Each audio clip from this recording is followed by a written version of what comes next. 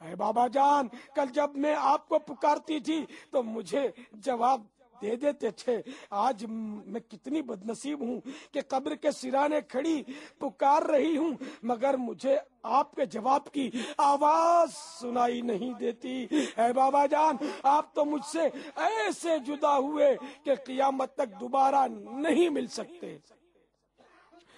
اے خدائے رحمان جل جلالہ، قیامت کے میدان میں مجھے اپنے بابا جان کی ملاقات سے محروم نہ فرمانا۔ حضرت سیدنا حسن بصری علیہ رحمت اللہ القوی کی یہ باتیں سن کر وہ مدنی منی عرض گزار ہوئی، اے میرے سردار، آپ کے نصیحت آموز کلمات نے مجھے خواب غفلت سے بیدار کر دیا ہے۔ اس کے بعد وہ روتی ہوئی حضرت سیدنا حسن بصری علیہ رحمت اللہ القوی کے ساتھ واپس لوٹ آئی۔ اللہ عز و جل کی ان پر رحمت ہو اور ان کے صدقے ہماری مغفرت ہو، آمین بجاہ النبی الامین صلی اللہ تعالی علیہ وآلہ وسلم۔ میرے آقا اعلی حضرت امام اہل سنت عظیم البرکت عظیم المرتبت پروانہ شفع رسالت مجدد دین و ملت مولانا شاہ امام احمد رضا خان علیہ رحمت الحنان اپنے شہرۂ آفاق نعتیہ دیوان حدائق بخشش میں نصیحت آمیز اشعار فرماتے ہیں، جس کا مطلع مرنے والے پر رونے والے کو مخاطب کر کے ارشاد ہوا ہے، آنکھیں رو رو کے سجانے والے، آنکھیں رو رو کے سجانے والے، جانے والے نہیں آنے والے، کوئی دل میں یہ سرا اجڑ ہے، کوئی دن میں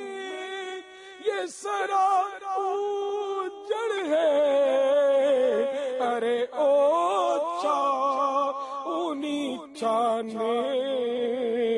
والے، نفس میں خاک ہوا تو نہ مٹا، ہائے میری جان کے کھانے والے، ساتھ لے لو مجھے میں مجرم ہوں، ساتھ لے لو مجھے میں مجرم ہوں، راہ میں پڑتے ہیں تھانے والے، ہو گیا دھک سے کلیجہ میرا، ہو گیا دھک سے کلیجہ میرا، ہائے رخصت کی سنانے والے، ہائے رخصت کی سنانے والے، صلو علی الحبیب صلی اللہ تعالی علی محمد۔ اے عاشقان رسول، اے صحرائے مدینہ میں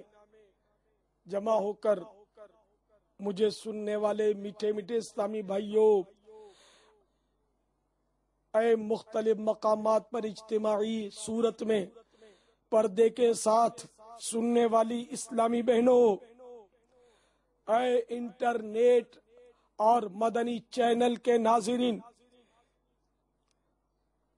کبھی نہ کبھی تو قبرستان میں جانے کا اسلامی بھائیوں کو ضرور اتفاق ہوا ہوگا۔ تو اے اسلامی بھائیوں، کیا کبھی آپ نے غور کیا کہ قبرستان کی سوگوار فضائیں، غمناک ہوائیں ہمیں جھنجھوڑ کر خواب غفلت سے بیدار کرنے کی کوشش کر رہی ہیں اور زبان حال سے اعلان کر رہی ہیں، اے دنیاوی زندگی پر مطمئن رہنے والوں، یاد رکھو یہ قبریں جو اوپر سے ایک جیسی دکھائی دیتی ہیں، ضروری نہیں کہ ان کی اندرونی حالتیں بھی یکساں ہوں۔ جی ہاں، اس مٹی کے ڈھیر تلے دفن ہونے والا اگر کوئی نمازی تھا، رمضان المبارک کے روزے رکھنے والا تھا، سارا ماہ مبارک یا کم از کم آخری عشرہ مبارکہ کا اعتکاف کرنے والا تھا، ماہ رمضان کا عاشق و قدردان تھا،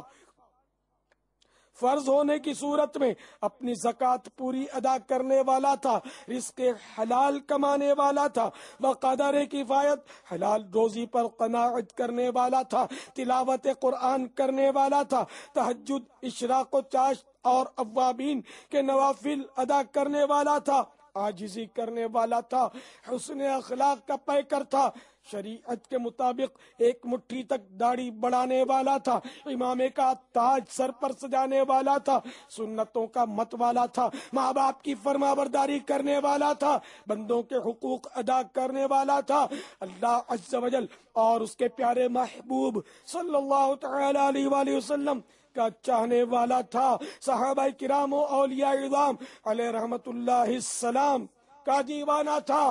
اہل بیت اطہار کا مستانہ تھا، اور ایمان سلامت لے کر جانے میں کامیاب ہوا تھا، تو اس کی قبر جو اوپر سے مٹی کی چھوٹی سی ڈھیری نما دکھائی دے رہی ہے، ہو سکتا ہے اللہ و رسول عز و جل و صلی اللہ تعالی علیہ وآلہ وسلم کے فضل و کرم سے اس کا اندرونی حصہ تا حد نکاح وسیع ہو چکا ہو، قبر میں جنت کی کھڑکی کھلی ہوئی ہو، اس ظاہری مٹی کے ڈھیر تلے جنت کا حسین باغ موجود ہو،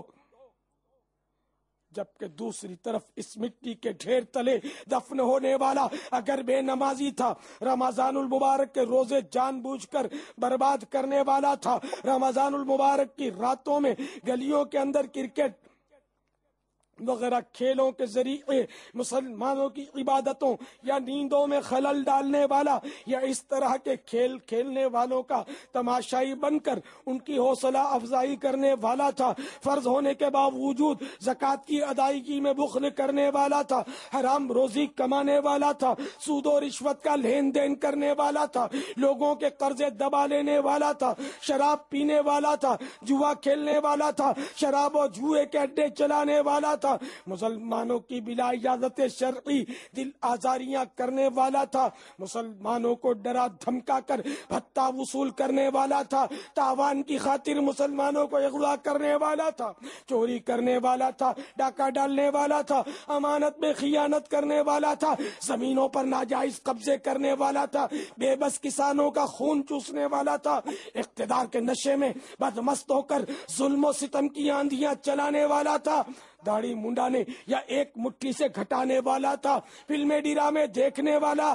دکھانے والا تھا، گانے باجے سننے سنانے والا تھا، گالی گلوچ، جھوٹ، غیبت، چغلی، تہمت و بدگمانی اور تکبر کا عادی تھا، ماں باپ کا نافرمان تھا۔ تو ہو سکتا ہے کہ مٹی کے اس پرسکون نظر آنے والے ڈھیر تلے بے قراری کا عالم ہو، جہنم کی کھڑکی کھلی ہوئی ہو، آگ دہک رہی ہو، سانپ و بچھو دفن ہونے والے کے بدن پر لپٹے ہوئے ہوں، اور ایسی چیخ و پکار مچی ہوئی ہو جسے ہم نہیں سن سکتے۔ میرے آقا اعلی حضرت امام اہل سنت مولانا شاہ امام احمد رضا خان علیہ رحمت الرحمان اپنے مشہور نعتیہ دیوان ہدایت بخشش میں فرماتے ہیں، ہائے غافل وہ کیا جگہ ہے جہاں پانچ جاتے ہیں چار پھرتے ہیں، بائیں راستے نہ جا